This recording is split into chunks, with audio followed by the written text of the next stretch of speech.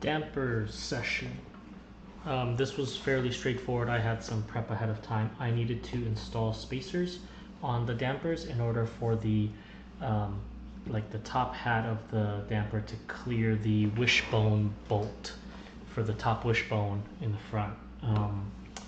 I had some trouble cracking that open, so I ended up taking it to a shop that helped me bust it open so I could attach the spacers on top of the dampers. The rest was pretty straightforward.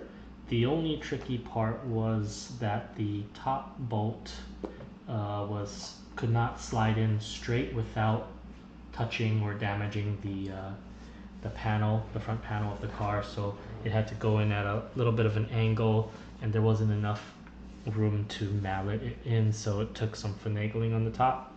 But other than that, it was very straightforward to attach the dampers to the chassis and the bottom wishbone.